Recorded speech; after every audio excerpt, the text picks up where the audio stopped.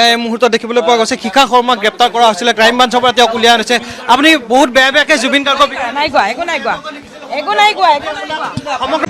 আমি মালিকৰ আগতো মই কমপ্লেইন দিছিলোঁ যে এনেকুৱা ভাড়াতীয়া কিয় দিছে এইবিলাক মানুহ ভাল নহয় বেয়া বেয়া পোষ্টবিলাক লিখি থাকে যিমান কাজিয়া আৰু আপুনিতো নাম শুনিছে ৰুণু দেৱীৰ লগত যথেষ্ট কাজিয়া কৰিছে জুবিন গাৰ্গক যিটো মানে বেয়া পোষ্ট দিছে আমাৰ চবৰেই খং উঠিছে যদিও পাৰ্চনেলি জুবিন গাৰ্গক মই নাজানো তথাপি তেওঁ যেতিয়া ঢুকাইছে এনেকুৱা লাগিছে যেন আমাৰ ঘৰৰ মানুহে ঢুকাইছে সেইকাৰণে বেছি বেয়া লাগিছে গম নাপাওঁ কিন্তু বদমাছ বুলি জানো ভুল আছে এনেকুৱা অসমীয়া মানুহৰ ফটক থাকি নথকাই ভাল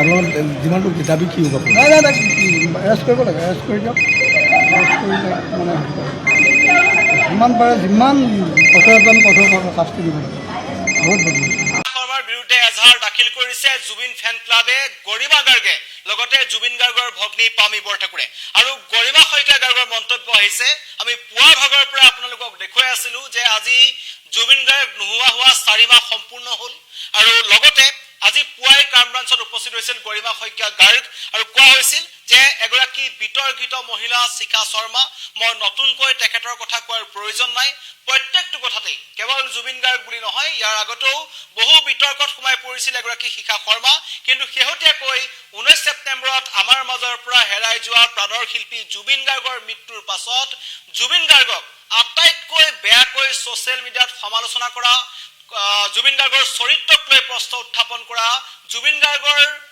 হুকত দগ্ধ হৈ থকা পৰিয়ালটোৰ সদস্যসকলক টাৰ্গেট কৰি লৈছিল এগৰাকী শিখা শৰ্মাই আৰু আজি গৰিমা শইকীয়া গাৰ্গে সংবাদ মাধ্যমৰ আগত মন্তব্য কৰিছে যে শিখা শৰ্মা মানসিক ৰোগী বুলি আমি আওকাণ কৰি আছিলো কাৰণ জুবিন গাৰ্গৰ পৰিয়ালটোৰ ওপৰত এইখিনি সময়ত 19 ছেপ্টেম্বৰৰ পাছত কি পৰিস্থিতি তেওঁলোকে পাৰ কৰিব লগা হৈছে কেনেকুৱা এটা পৰিস্থিতিৰ মাজত তেওঁলোকে দিন অতিবাহিত কৰিব লগা হৈছে তেনে সময়ত শিখা শৰ্মাৰ দৰে এগৰাকী তথাকথিত লেখিকাই ছ'চিয়েল মিডিয়াত যি ধৰণৰ কথাবোৰ লিখি আছিল সেইবোৰলৈ লক্ষ্য কৰি প্ৰথমতে জুবিন গাৰ্গৰ পৰিয়ালে লগতে গৰিমা শইকীয়া গাৰ্গে এগৰাকী শিখা শৰ্মাক মানসিক ৰোগী বুলি ভাবিছিল কিন্তু অৱশেষত আমাৰ ধৈৰ্যৰ বান্ধ ছিঙিল আৰু মূল গোচৰটোৰ পৰা জুবিন গাৰ্গৰ ছিংগাপুৰত কেনেকৈ মৃত্যু হ'ল জুবিন গাৰ্গক যদি হত্যা কৰা হ'ল কিয় হত্যা কৰা হ'ল সেই গোচৰটোৰ পৰা আঁতৰাই আনিবলৈ শিখা শৰ্মাই কাৰোবাৰ মতে কাম কৰি আছে নেকি তেনেকুৱা কিছুমান সন্দেহৰ আৱৰ্তত আজি এজাহাৰ দাখিল কৰা হৈছে জুবিনৰ হত্যাটো কি আছিল মই নতুনকৈ কোৱাৰ প্ৰয়োজন নাই অসভ্য অশালীন কটু চৰিত্ৰ কোৱা কথা আমি ভাবিব নোৱাৰো শিখা শৰ্মাই নাই অসমক ভাল পায় না অসমীয়াক ভাল পায় কাৰণ যি অসমীয়া বা অসমক ভাল পায় তেওঁ জুবিন গাৰ্গক কেতিয়াও বেয়াকৈ মন্তব্য কৰিব নোৱাৰে অন্ততঃ তেখেতৰ মৃত্যুৰ পাছত আৰু মৃত্যুৰ আগতে কাৰোবাৰ সৈতে কিবা থাকিব পাৰে বা তেওঁ ভাল নাপাব পাৰে কিন্তু মানুহজনৰ অবৰ্তমানত তেখেতৰ চৰিত্ৰক লৈ যিবোৰ প্ৰশ্ন উত্থাপন কৰি আছিল শিখা শৰ্মাই অৱশেষত আজি জুবিন গাৰ্গৰ পত্নী গৰিমা গাৰ্গ লগতে জুবিন গাৰ্গৰ ভগ্নী পামী বৰঠাকুৰ আৰু সমগ্ৰ ৰাজ্যজুৰি জুবিন ফেন ক্লাব আৰু জুবিন ফেন ক্লাবৰ সদস্যসকলে ইতিমধ্যে ছ'চিয়েল মিডিয়াত এগৰাকী শিখা শৰ্মাক টাৰ্গেট কৰি আছিল সকলোৱে তেখেতক সকীয়াই দিছিল যে কোনো কাৰণত যাতে জুবিন গাৰ্গৰ সন্দৰ্ভত কটু মন্তব্য নকৰিব কেৱল শিখা শৰ্মা নহয় আৰু কেইবাজন ব্যক্তি আছে যিসকলে ধাৰাবাহিকভাৱে জুবিন গাৰ্গৰ চৰিত্ৰৰ কথা ছ'চিয়েল মিডিয়াত লিখি আছিল আৰু তেখেতৰ চৰিত্ৰ হননত নামি পৰিছিল মূল গোচৰটোৰ পৰা যাতে মানুহক আঁতৰাই আনিব পাৰি তাৰ কাৰণে তেওঁলোকে কাম কৰি আছিল বুলি গৰিমা শইকীয়া গাৰ্গে অভিযোগ উত্থাপন কৰিছে আৰু তাৰ মাজতেই অৱশেষত জুবিন ফেন ক্লাবৰ ফালৰ পৰা আজি পলমকৈ হলেও এগৰাকী শিখা শৰ্মাৰ বিৰুদ্ধে এজাহাৰ দাখিল কৰা হৈছে আৰু শিখা শৰ্মাক মানসিক ৰোগী বুলি ভাবি আছে বুলি মন্তব্য কৰিছে গৰিমা শইকীয়া গাৰ্গে কিন্তু অৱশেষত তেওঁলোকৰ ধৈৰ্যৰ বান্ধ ছিঙিছে 4 মাহৰ পাছত তেওঁলোকে এজাহাৰ দাখিল কৰিলে শিখা শৰ্মাৰ বিৰুদ্ধে মই প্ৰথমতেই গৰিমা শইকীয়া গাৰ্গৰ যিটো মন্তব্য আছে সেই মন্তব্য মই শুনাই ল'ব বিচাৰিছো নাই অভব্য অশালীন অভদ্ৰ ভাষাৰে দিনে ৰাতিয়ে তেওঁৰ ওপৰত কটু মন্তব্য চৰিত্ৰ হননলৈকে ইমান মানে অশালীন ব্যৱহাৰ কোনোবাই কৰিব পাৰে সেইটো কথা ভাবিবই নোৱাৰি আৰু কোনো অসমীয়াই মই ভাবোঁ কোনো অসমৰ মানুহে সেই কাম হয়তো জুবিন গাৰ্গৰ লগত বা তেনেকুৱা এটা ব্যক্তি সত্তাৰ লগত কেতিয়াও নকৰে এইগৰাকী মহিলা তেখেতে না অসমক ভাল পায় না অসমীয়াক ভাল পায় না অসমীয়াৰ মানসিকতাক ভাল পায় না অসমীয়াৰ আৱেগক ভাল পায় গতিকে তেনেকুৱা অশালীন আচৰণ কৰা আৰু জুবিন গাৰ্গৰ সেই ব্যক্তিসত্তাটো এনেকুৱা মানে যিবোৰ কথা কৈছে সেইবোৰ সঁচাকৈ সহ্য কৰিব নোৱাৰে। লগতে আমাৰ পৰিয়ালটো মোৰ নননগৰাকীক পামী বৰঠাকুৰ, মোৰ শহুৰ দেউতা যিগৰাকী অসুস্থ ব্যক্তি, সদ্য পুত্ৰহাৰা এজন 84 বছৰীয়া এজন অসুস্থ ব্যক্তি, তেওঁকো এৰা নাই। গতিকে কেনেকুৱা ধৰণৰ মানসিকতা হ'ব লাগিব। গতিকে আমি ভাবিলোঁ আইনী ব্যৱস্থা এটা লোৱাৰ এটা বহুত মানে তুংগত আহি পৰিছে এই সময়। সেইকাৰণে আজি আহিলোঁ। আৰু ডিফেমেশ্যন, তাৰ লগতে ক্ৰিমিনেল ইণ্টিমিডেশ্যন আৰু হেট স্পীচ ইত্যাদি এনেকুৱা ধৰণৰ কেইটামান, আৰু লগতে কমিউনিয়েল কিছুমান প্ৰভকিং মন্তব্য তেওঁ কৰিছে, যিটোৱে হয়তো সমাজত ল এণ্ড অৰ্ডাৰ চিটুৱেশ্যনো ক্ৰিয়েট কৰিব পাৰে। গতিকে এইগৰাকী গোটেই অসমৰ ৰাইজে ইতিমধ্যে বহুত গালি, সকলোৱে জানে কি ব্যৱহাৰ কৰি আছে আৰু কি কৰি আছে, সকলোৱে গালিও পাৰি আছে। কিন্তু মানে কিছুমান মানুহৰ যে গাত একো কথা নালাগে আৰু নিজৰ লজ্জাবোধো নকৰে, তেনেকুৱা এগৰাকী মহিলা তেওঁ। সেইকাৰণে তেওঁৰ ওপৰত এই আইনী ব্যৱস্থা গ্ৰহণ কৰা হৈছে। এতিয়া আমি সকলো সেই আইনৰ ওপৰত এৰিছোঁ, তেওঁৰ নিশ্চয় উচিত ব্যৱস্থা ল'ব। আৰু অসমৰ ৰাইজ আমাৰ লগত যে আছে, সেইকাৰণে পুনৰবাৰ বহুত বহুত ধন্যবাদ। তেওঁলোকে সহ্য কৰিব নোৱাৰে, আমি যেনেকৈ পৰা নাই তেওঁলোকেও নোৱাৰে, কাৰণ জুবিন সকলোৰে ঘৰৰ আছিল, সকলোৰে মৰমৰ, সকলোৰে আৱেগৰ। গতিকে এনেকুৱা কিছুমান ডিষ্ট্ৰেক্টিং কথাই যাতে আমাৰ মূল যিটো কেছ চলি আছে সেইটোৰ পৰা ডিষ্ট্ৰেক্ট নকৰে, যাতে সেই কথাটোত আমাৰ ঘৰখনে অকল নহয়, গোটেই অসমৰ ৰাইজ যাতে আমাৰ লগত থাকে আৰু সেই কথাটোতে বেছি গুৰুত্ব প্ৰদান কৰি উচিত ন্যায় পোৱাত সেই দিশত আমি যাতে আগবাঢ়োঁ।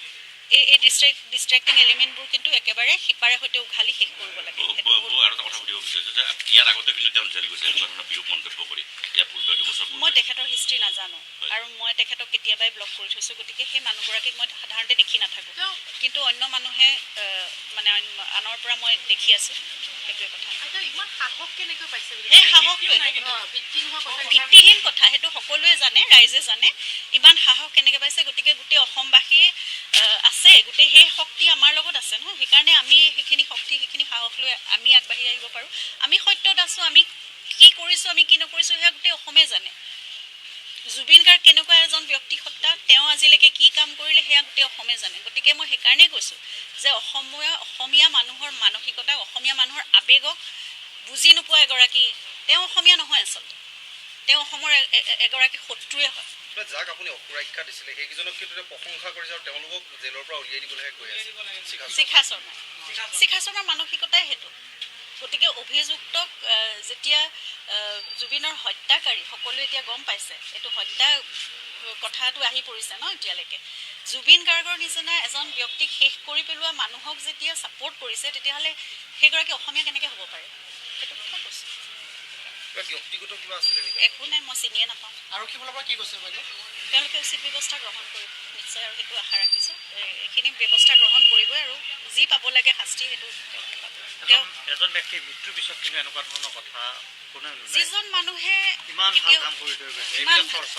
সেইটো কথাই কৈছোঁ যে অসম আৰু অসমীয়াৰ কাৰণে জুবিনে কি কৰি থৈ গৈছে, তেওঁৰ অসম প্ৰেম কি আছিল, সেইটো সকলোৱে জানে, বাকী অসমীয়া সকলোৱে জানে।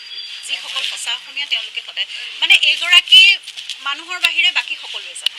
এনেকুৱা হয়তো এইগৰাকীয়ে আছে যি নিকৃষ্ট মানসিকতাৰ এগৰাকী মানুহ। গৰিমা গাৰ্গৰ মন্তব্য শুনিলে প্ৰথমতে মানসিক ৰোগী বুলিয়ে ভাবিছিল এগৰাকী শিখা শৰ্মাক, কাৰণ কোনো সুস্থ মানুহে আচলতে জুবিন গাৰ্গৰ দৰে এজন ব্যক্তিত্বৰ মানুহক এইদৰে কটু সমালোচনা কৰিব নোৱাৰে, তাকো মৃত্যুৰ পাছত। মই পুনৰবাৰ কৈছোঁ, এয়া হৈছে শিখা শৰ্মাৰ নিজৰ পৰিচয়। আৰু শেহতীয়াকৈ শিখা শৰ্মাই হয়তো নিজৰ পোষ্টবোৰ ডিলিট কৰিছে বুলি ছ'চিয়েল মিডিয়াত জুবিন ফেনসকলে লিখিছে। আৰু এতিয়া কেৱল গৰিমা গাৰ্গে নহয়, দিছপুৰ থানাত কিছু সময় পূৰ্বে উপস্থিত হৈছিল জুবিন ফেন ক্লাবৰ ফালৰ পৰা পিকু বুঢ়াগোহাঁই। তেওঁ জুবিন ফেন ক্লাবৰ হৈ শিখা শৰ্মাৰ বিৰুদ্ধে এখন এজাহাৰ দাখিল কৰিছে। আৰু সমগ্ৰ ৰাজ্যজুৰি যেনেকৈ ডিব্ৰুগড় জুবিন ফেন ক্লাব, তিনিচুকীয়া জুবিন ফেন ক্লাব, সকলো ফেন ক্লাব ওলাই আহিছে এগৰাকী শিখা শৰ্মাৰ বিৰুদ্ধে তেওঁলোকে এজাহাৰ দাখিল কৰিব। ছ'চিয়েল মিডিয়াত বহু আগৰে পৰা প্ৰতিক্ৰিয়াৰ সৃষ্টি হৈ আহিছিল, কিন্তু জুবিন গাৰ্গৰ অবৰ্তমানত আমি এটা কথা দেখিছিলোঁ, জুবিন ফেন ক্লাবৰ ফালৰ পৰা কোনো ধৰণৰ ব্যৱস্থা তেওঁলোকে নিজাববীয়াকৈ গ্ৰহণ কৰা নাছিল। গৰিমা গাৰ্গ তথা জুবিন গাৰ্গৰ পৰিয়ালটোৰ প্ৰতি সন্মান জনায় যে পৰিয়ালটোৱে যি কৰে তাৰ পাছতেই জুবিন গাৰ্গৰ ফেনসকলে নিজাববীয়াকৈ ব্যৱস্থা গ্ৰহণ কৰিব। এতিয়া জুবিন গাৰ্গৰ পৰিয়াল যেতিয়া ওলাই আহিছে, এতিয়া জুবিন ফেনসকল ওলাই আহিছে, জুবিন গাৰ্গৰ লাখ লাখ অনুৰাগীয়ে এইগৰাকী শিখা শৰ্মাৰ বিৰুদ্ধে অসম আৰক্ষীক ব্যৱস্থা গ্ৰহণ কৰিবলৈ দাবী জনাইছে। কাৰণ জুবিন গাৰ্গৰ নোহোৱা হোৱা আজি 4 মাহ সম্পূৰ্ণ হৈছে। এই যেতিয়াৰ পৰা চাৰ্জশ্বিট দাখিল হ'ল, চাৰ্জশ্বিট দাখিল হোৱাৰ পাছৰ পৰা অতি ৰহস্যজনকভাৱে কেইজনমান মানুহ আছে, তাৰ ভিতৰত এগৰাকী শিখা শৰ্মাও আছিল। তেওঁ কাৰ পৰিচনাত পৰি বা কোনে তেওঁক এনেকুৱাবোৰ কথা লিখিবলৈ উচতাইছিল সেয়াও পৰৱৰ্তী সময়ত লক্ষণীয় হ'ব, কাৰণ ইতিমধ্যে এজাহাৰ দাখিল হৈছে। এতিয়া শিখা শৰ্মাৰ বিৰুদ্ধে কি ব্যৱস্থা গ্ৰহণ কৰে সেয়া লক্ষণীয় হ'ব, কাৰণ আজি পুৱাৰ ভাগতেই ক্ৰাইম ব্ৰাঞ্চত উপস্থিত হৈছিল গৰিমা শইকীয়া গাৰ্গ, আৰু তেওঁ এটা কথা কৈছিল যে যিজন মানুহে গোটেই জীৱনটো অসমৰ কাৰণে দি গ'ল, অসমবাসী ৰাইজৰ কাৰণে দি গ'ল, সেইজন মানুহক কোনোবাই নিকৃষ্ট মন্তব্য কৰি থাকিব, অশুভ মন্তব্য কৰি থাকিব, অন্য নালাগে জুবিন গাৰ্গৰ যিজন ৰোগীয়া পিতৃ আছে কপিল ঠাকুৰ, তেখেতক লৈ কটু মন্তব্য কৰিছে। জুবিন গাৰ্গৰ একমাত্ৰ ভগ্নী পামী বৰঠাকুৰ, তেখেতক লৈ বেয়া মন্তব্য কৰিছে, গৰিমা শইকীয়া গাৰ্গক লৈ বেয়া মন্তব্য কৰিছে, আৰু লগতে জুবিন গাৰ্গক লৈ বেয়া মন্তব্য কৰিছিল। এতিয়া সকলোৱে বিচাৰিছে যে শিখা শৰ্মাৰ বিৰুদ্ধে কঠোৰৰ পৰা কঠোৰ ব্যৱস্থা গ্ৰহণ কৰা হওক, যাতে মানুহে ছ'চিয়েল মিডিয়াত কিছুমান কথা লিখোঁতে এসময় ভাবে, কাৰণ তেওঁ জানি বুজি তেনেকুৱা কিছুমান কথা লিখি আছিল। শেহতীয়াকৈ জুবিন গাৰ্গৰ ভগ্নী পামী বৰঠাকুৰক লৈও কেইবাটাও বিতৰ্কিত পোষ্ট কৰিছিল এগৰাকী শিখা শৰ্মাই, আৰু লগতে তেওঁ জুবিন গাৰ্গক লৈ বহু আগৰে পৰা আচলতে বহু মন্তব্য কৰি আহিছিল। জুবিন গাৰ্গৰ পৰিয়াল তথা জুবিন গাৰ্গক লৈ এগৰাকী শিখা শৰ্মাৰ কি অসুবিধা আছে সেইটো পৰৱৰ্তী সময়ত লক্ষণীয় হ'ব, কিন্তু এই মুহূৰ্তত জনাই আছো যে প্ৰথমতে মানসিক ৰোগী বুলি আওকাণ কৰি থকা শিখা শৰ্মাৰ বিৰুদ্ধে অৱশেষত ওলাই আহিছে জুবিন গাৰ্গৰ পত্নী গৰিমা গাৰ্গ, লগতে জুবিন ফেন ক্লাব, আৰু লগতে তেওঁৰ বিৰুদ্ধে এজাহাৰ দাখিল কৰিব জুবিন গাৰ্গৰ ভগ্নী পামী বৰঠাকুৰে। ইতিমধ্যেই দিছপুৰ থানাত জুবিন ফেন ক্লাবৰ ফালৰ পৰা পিকু বুঢ়াগোহাঁয়ে এখন এজাহাৰ দাখিল কৰিছে, ক্ৰাইম ব্ৰাঞ্চত গৰিমা শইকীয়া গাৰ্গে এজাহাৰ দাখিল কৰিছে, আৰু জানিব পৰা মতে দিছপুৰ থানাতেই জুবিন গাৰ্গৰ ভগ্নীও এজাহাৰ দাখিল কৰিব, আৰু লগতে ৰাজ্যৰ বিভিন্ন প্ৰান্তৰ জুবিন ফেন ক্লাবৰ ফালৰ পৰা খবৰ আহিছে যে তেওঁলোকে পৃথকে শিখা শৰ্মাৰ বিৰুদ্ধে এজাহাৰ দাখিল কৰিব, যাতে কি কাৰণত তেওঁলোকে মন্তব্য কৰিছিল, আৰু এই সমগ্ৰ ঘটনাটো জুবিন গাৰ্গৰ যিটো মূল গোচৰ আছে, যে জুবিন গাৰ্গ কিদৰে নোহোৱা হ'ল, কি কাৰণত তেখেতক হত্যা কৰা হ'ল বা হত্যা হয় নে নহয়, এই গোটেই ঘটনাটো, কাৰণ মুখ্যমন্ত্ৰীয়ে ইতিমধ্যে কৈছে, চাৰ্জশ্বিটত স্পষ্ট কৰি দিয়া হৈছে, আৰু অন্য নালাগে শিখা শৰ্মাই অসম এছ'চিয়েশ্যনৰ, ছিংগাপুৰৰ অসম এছ'চিয়েশ্যনৰ সেই মানুহসকলৰ সপক্ষে মন্তব্য কৰিছিল। জুবিন গাৰ্গৰ হত্যাৰ গোচৰত থকা 7জন অভিযুক্তৰ বিৰুদ্ধে তেওঁ সমৰ্থনত তেওঁ ফেচবুকত পোষ্ট লিখিছিল। সেই পোষ্ট তেওঁ নিজেই লিখিছিল নে তেওঁক লিখিবলৈ কোৱা হৈছিল নে কাৰোবাৰ পৰিচনাত পৰি তেওঁ লিখিছিল, সেয়া পৰৱৰ্তী সময়ত লক্ষণীয় হ'ব, কিন্তু ছ'চিয়েল মিডিয়াত লাখ জুবিন অনুৰাগীয়ে যিটো কথা বিচাৰি আছিল সেইটো কথা বহু পলমকৈ হ'লেও আজি শুনিবলৈ পোৱা গ'ল যে অৱশেষত শিখা শৰ্মাৰ বিৰুদ্ধে ওলাই আহিছে জুবিন গাৰ্গৰ পৰিয়াল। পৰৱৰ্তী সময়ত লক্ষণীয় হ'ব শিখা শৰ্মাৰ বিৰুদ্ধে অসম আৰক্ষীয়ে কি ব্যৱস্থা গ্ৰহণ কৰে। ধন্যবাদ।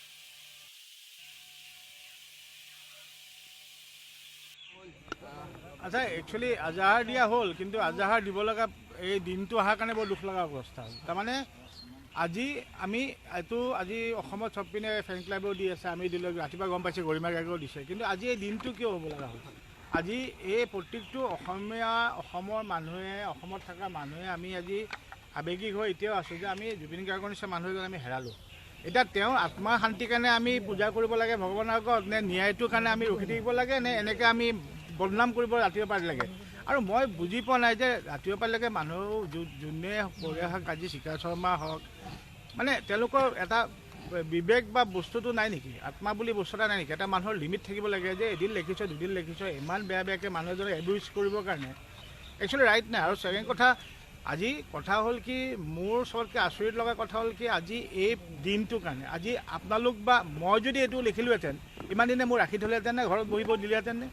তো ৱাই মানে ডিচিশ্যনটো আজি ল'ব লগা কিয় হ'ল আমি? বা আজি এতিয়া শুনিছোঁ যে তেখেতক বোলে পুলিচে গ্ৰেপ্তাৰ কৰিছে।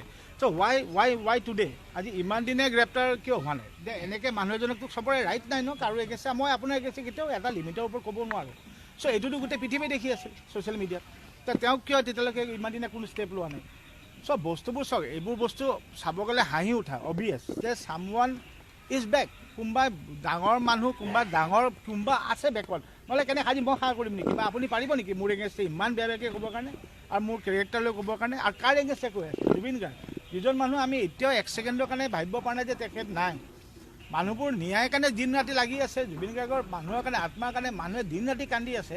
তাতে এগৰাকী মানুহে দিনে ৰাতি ইমান এবিউজ কৰি নেচাৰৰ তেওঁৰ কেৰেক্টাৰৰ পৰা কৈ আছে।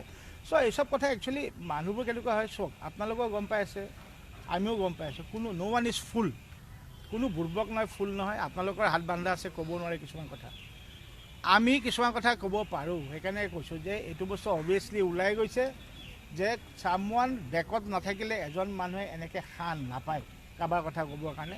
আৰু আজি দুখ লগা কথা যে আজি আমি এই দিনটোৰ কাৰণে আহিব লগা হ'ল যে আজি গৰিমাই নিজে FIR দিব লগা হ'ল। আমি গোটেই শিল্পী সমাজ হওক, আমাৰ ফেটাৰ্নিটি, আৰ্টিষ্ট ফেটাৰ্নিটি হওক বা ফেন ক্লাবে হওক, প্ৰত্যেকজন মানুহে আজি কিয় FIR দিব লগা হ'ল যে তেখেতক আমি মানে এৰেষ্ট কৰিব বাধ্য কৰিব লগা কি হ'ল? মই কৈছোঁ এই দিনটো দুখৰ দিন একচুৱেলি। আজি জুবিন গাৰ্গৰ কাৰণে আমি কোনোবাই বেয়া বেয়াকৈ লেখাটো এইটো মানে প্ৰথম কথা এটাই কওঁ, এইটো বস্তু কেতিয়াও মাফ নকৰোঁ।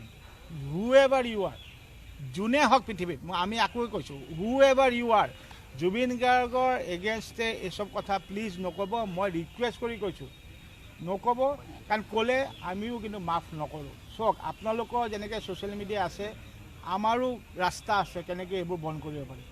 চ' এইটো একচুৱেলি ৰিকুৱেষ্ট কৰিব নালাগে, তথাপিও মই ৰিকুৱেষ্ট কৰিছোঁ, প্লিজ হাতযোৰ কৰি কৈছোঁ, এইবোৰ নকৰিব, মানুহক এইবোৰ নকৰিব। আপোনালোকে এতিয়া আমি যিটো বিচাৰি আছোঁ, ন্যায়টোহে বিচাৰি আছোঁ। আমি ন্যায়টোত লাগি থাকোঁ, ন্যায়টো হ'ব বুলি আমি চবে আশা ৰাখি থাকোঁ। তাৰ বাহিৰে আমি ভাবোঁ আৰু এতিয়া জুবিন গাৰ্গৰ বদনাম কৰা বা জুবিন গাৰ্গৰ নিগেটিভ বস্তু লোৱাটো আমি ৰিকুৱেষ্ট কৰোঁ, আপোনালোকে নকৰিব। আৰু কৰিলে কিন্তু আমিও কঠোৰ হ'ব পাৰিম, আমিও কিন্তু টান ৰাস্তা ল'ম। কিন্তু